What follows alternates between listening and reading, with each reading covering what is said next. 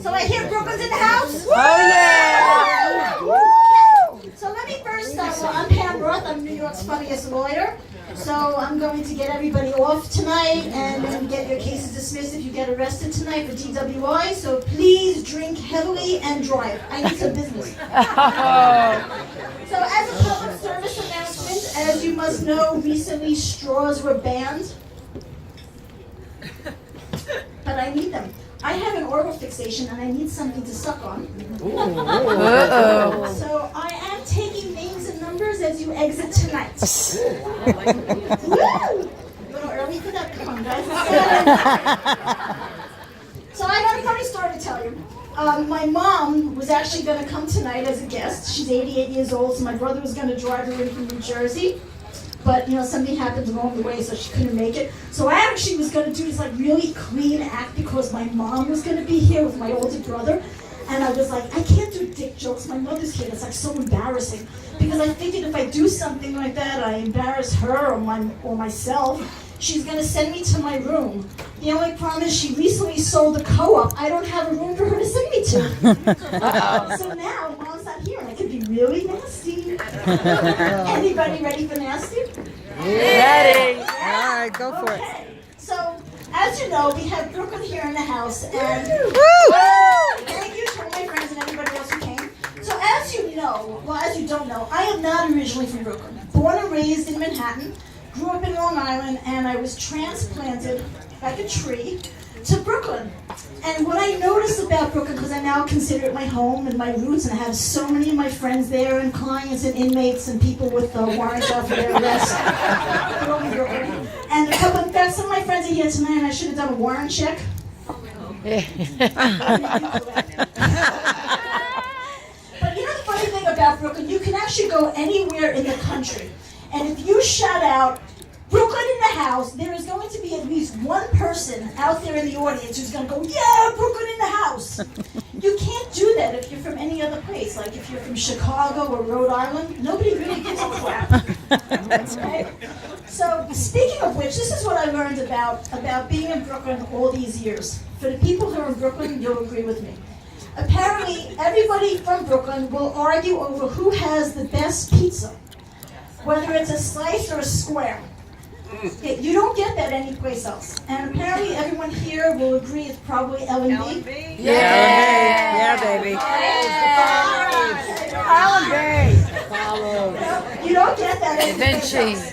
And then something else that's really funny that I notice about people from Brooklyn, because I'm going to rag at all my friends now.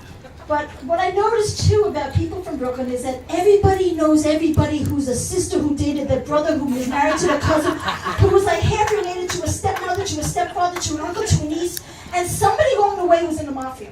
Carmine, Vinny, Sal. Someone along the way.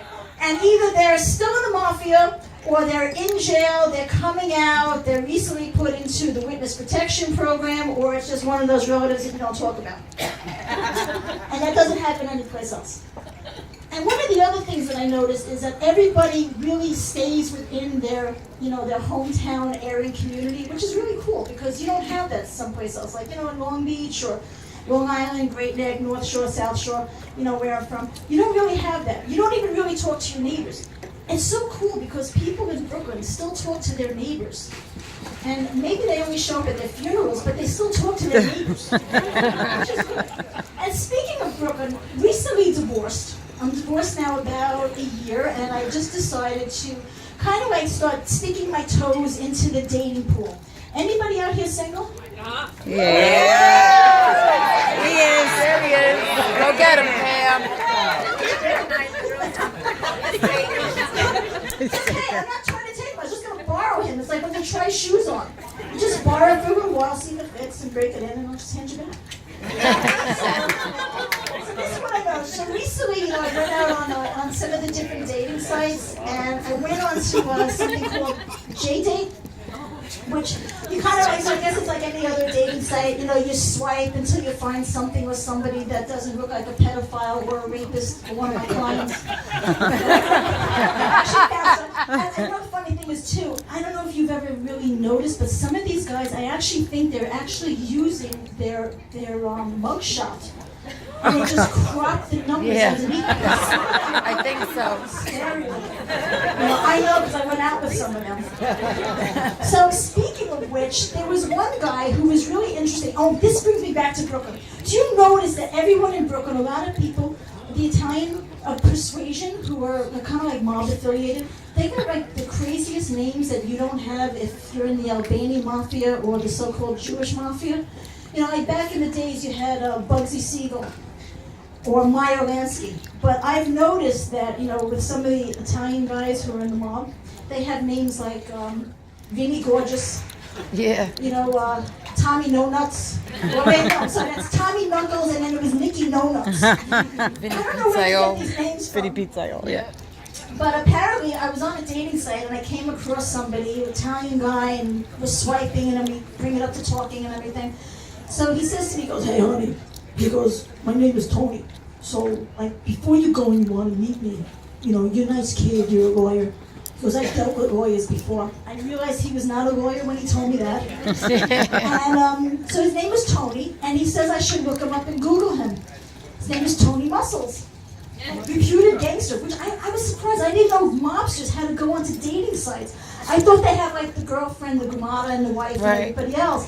So he was actually on a dating site. So I actually ended up meeting Tony Muscles. We met in Gorjulos, everybody who's from Brooklyn. Well, the funny thing is, in meeting him for dinner, he kept, getting all fidgety, looking at his watch and all. So apparently, Tony Muscles had an ankle bracelet on. Oh, no. He was only able to meet me for dinner because he told his parole officer he was meeting his attorney. So I decided, something, it's just not a good idea if I date this guy, because I was looking to run for judge, and I was like, maybe it's just not a good idea. But I did get paid cash because the next day he got arrested. He drove into an unmarked car after dinner, DWI, and hit a cop. But no, I got a client out of it. This is great. I actually now go on dating sites, not for dates. I'm going on there for clients. Because I actually met guys with open warrants. And they're so excited to tell me, they're like, "Oh, you're an attorney. Can you check to see if I have a warrant?" I was like, "Yeah, you got a retainer?" So it's like, so business is booming now from all these different dating sites. But I just have to share something with you that's in my pants right now. Oh, God. Uh-oh. Okay. One of my friends who's here tonight, I'm going to call him out, Peter Abadessa. Okay. Peter was really funny because he's coming down to watch me tonight. So he told me that if I bombed, he was going to throw tomatoes at me. The only problem is he actually brought it in a can. Oh, Jesus. So, by a show of hands, am I bombing because I don't want to have a can thrown out? No. We love you. Good. We love you, Pam. Speaking of keeping it in their pants. Oh, God. What you gonna say now? Dick pics to people if you don't know them. Wait till you know them and then send the dick pics. And then who's you because you're single. And so I'm going to leave you with that thought tonight. So everyone, thank you so much. I'm Pam Roth.